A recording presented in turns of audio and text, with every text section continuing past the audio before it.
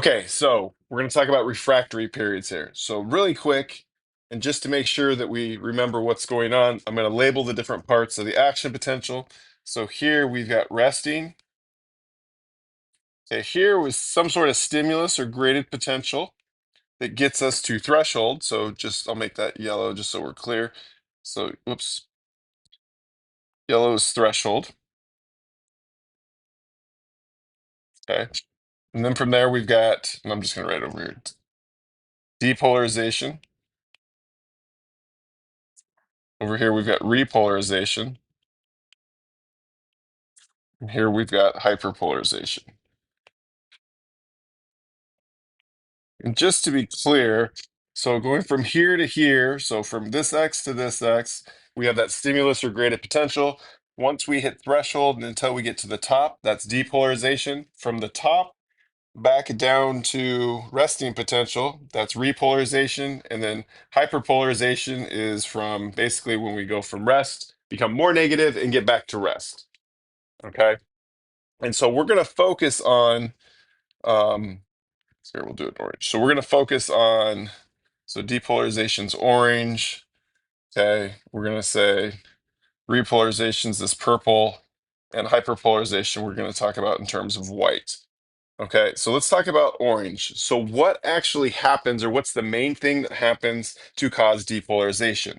And it's the opening of sodium channels to allow sodium influx. Okay, that's the big thing. Yes, there are some potassium channels open, but that's not what causes depolarization. Okay, so what causes depolarization? The opening of sodium channels.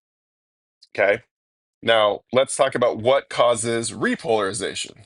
So, repolarization is caused by the closing of sodium channels and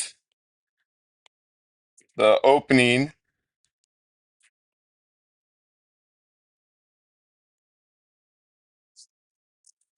excuse me, of potassium channels. Sorry about that. All right. And then hyperpolarization is caused by the slow closing of potassium channels. So, now you have an idea of what's going on. What's the main thing here? Okay. So, before we go any further, I want to define refractory period. I'm going to write it down here. So it's kind of in the middle. So a refractory period is a time when we can't initiate another action potential.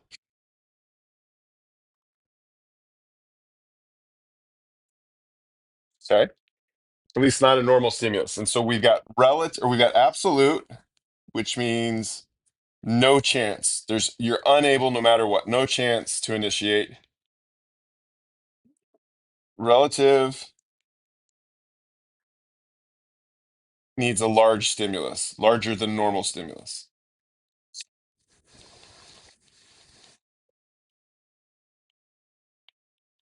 Okay. So let's go back to each of our stages and what causes them. Okay, so if we go back to depolarization, depolarization is caused by sodium channels, specifically sodium activation channels opening. That's what causes depolarization. Remember that those channels remain open until we get back down to here.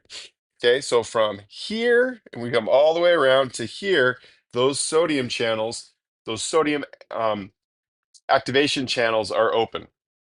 And since they're open, we can't initiate another action potential because they're open. You can't open a door that's already open.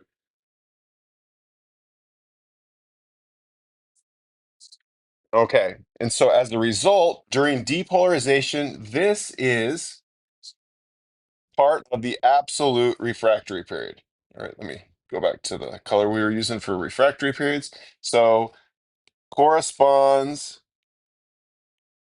with absolute. Can't open a door that's open.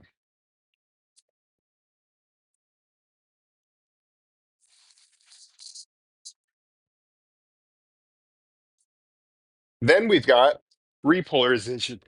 Excuse me, repolarization. Okay. So repolarization comes because the potassium channels are open and those sodium inactivation channels are closing or closed. Similar to depolarization, these channels, so the sodium inactivation channel remains closed from here. Whoops, that's not what I wanted. From here all the way to here. These sodium channel, or excuse me, these potassium channels remain open until here. And so as a result, we can't restart repolarization, and you can't have repolarization before you have depolarization. And so this corresponds also, this is part of the absolute refractory period.